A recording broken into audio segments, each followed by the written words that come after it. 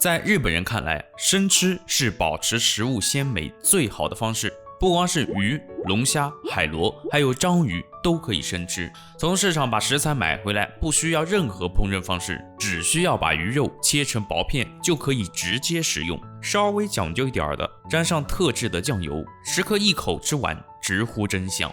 这类料理统一被称为刺身。其实早在先秦时期，我国已经出现了鱼肉生吃法，当时被人们称为鱼生。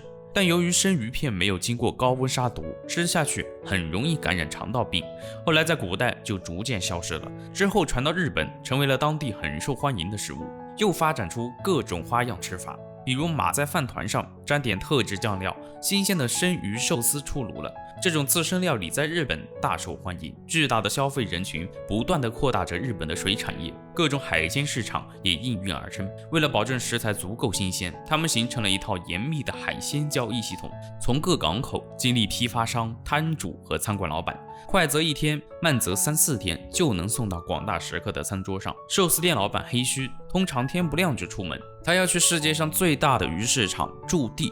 为了保证海鲜的口感，他每天都会去海鲜市场，每一份食材都要经过严格挑选。日复一日的经验磨练了黑须的鉴别能力。比如买赤贝的时候，他会通过摇晃的方式来确定赤贝的品质，个头小、分量重的就证明肉质饱满。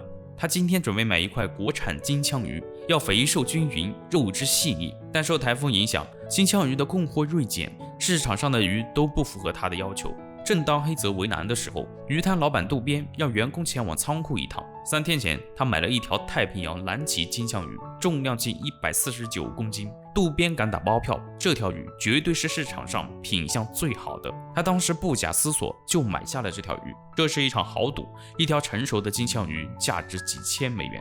一旦找不到合适的买家，渡边将会血本无归。不过他的眼光没有出错，客户验过货之后，当场决定购买10公斤。像这样的大型金枪鱼，渡边每天要加工10多条，把一整只切成大块出售。他的摊位业务量很大，7位工人，拥有超过1000名客户。凭借客户的信赖和自身专业的眼光，渡边的摊位比30年前扩大了6倍。这份工作远不像看上去那么简单，其中的门道多得很。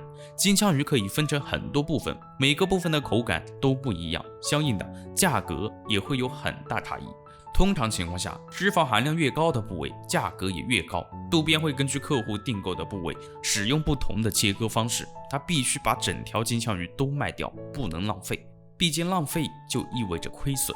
渡边仔细钻研过金枪鱼的构造，尽可能的发挥每一块鱼肉的价值。比如这个部位适合做寿司，而鱼鳍和鱼骨可以用来炖补品。接着，他和工人们会把金枪鱼切割成大小不一的鱼块，锯子、刀子齐上阵，动作必须快准狠，半秒的迟疑都可能导致切面不平整，卖相不好看，可是会影响销量的。如今，渡边已经成为了一名远近闻名的金枪鱼专家，他的家里还收藏了一个金枪鱼造型，由他和一家玩具厂共同打造。模型可以分解成很多块，模拟金枪鱼的切割过程，能让使用者对金枪鱼有准确的认知。该模型一推出，就受到了很多水产学校的推崇。凭借多年来的经验，渡边俨然成为了一位金枪鱼专家。在驻地市场上，还有很多像他一样的中间商。这里一共拥有600多个摊位，分布在扇形建筑的中间位置。虾类、贝类、鱼类应有尽有。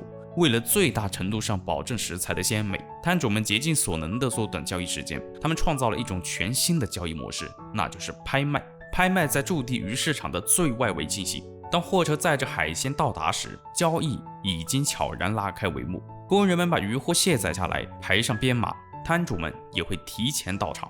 他们把看中的海鲜提前记下来，以便接下来在这场较量中占据高位。当然，也是为了节省时间。拍卖活动很快开始了，批发商快速地喊出商品编号，摊主们用特定的手势进行交易，5指张开代表5，加上左右摇晃代表55。整个拍卖看似杂乱，实则非常有效率。一件鱼货的交易通常只花几秒，上千吨的鱼货从批发商转到摊主们手里，总共只需要几小时。当然，日本海鲜实现了价值最大化，除了摊主和餐馆老板配合默契，也少不了渔民和批发商的互相信任。日本的港口遍布全国，渔民们常年在海上工作，捞捕上来的海鲜会卖给批发商，再经由批发商的手流到各个海鲜摊位上。这些批发商的合作伙伴遍布全球，有时候他们一个月的话费就高达25万美元。他们把收集到的渔获信息进行整合，然后着手准备拍卖事宜。在这个过程中，绝不会存在吃回扣赚差价的现象。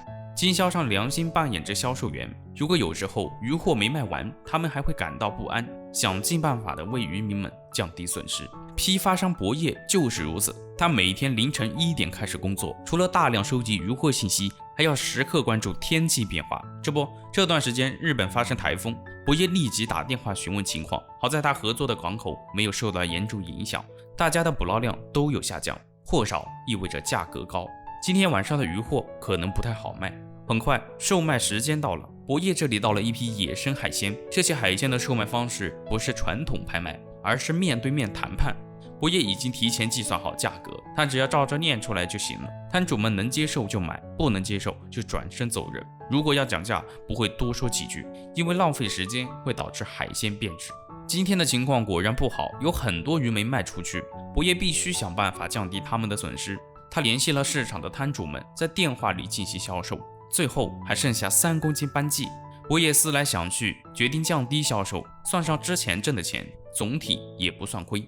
在整个交易过程中，我们看到日本人的坦诚和严谨，他们的主要目的仿佛不是为了挣钱，而是给顾客提供好的服务。正是这种服务精神，才能让日本鱼市场保持高效运转，日本民众才能吃到新鲜美味的刺身。可事实真如我们看到的一样吗？近年来，金枪鱼的捕捞量成倍增加，有研究人员表示，金枪鱼已经成为濒危物种，各界保护金枪鱼的呼声越来越高。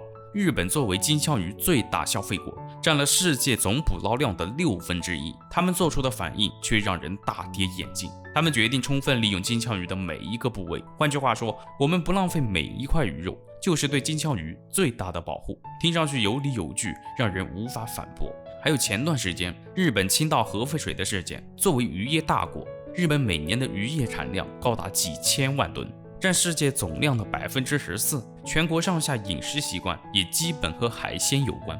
倾倒核废水事件会对日本渔业造成巨大冲击，毕竟没人愿意顶着核辐射的危险食用产地出自日本的海鲜。照这个势头下去，哥斯拉刺身端上餐桌指日可待。视频到这里也要结束了，观众朋友们，下期再见。